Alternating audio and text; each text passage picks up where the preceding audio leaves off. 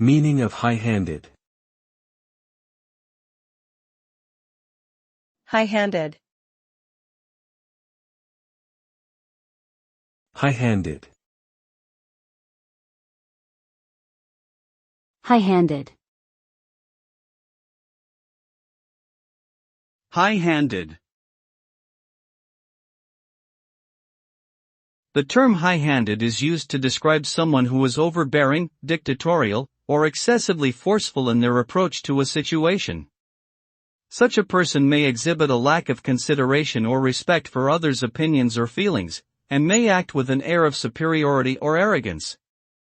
Being high-handed can lead to negative outcomes, such as resentment, distrust, and even rebellion from those who feel oppressed or disregarded. It is important to cultivate empathy, humility, and open-mindedness in order to avoid being seen as high-handed.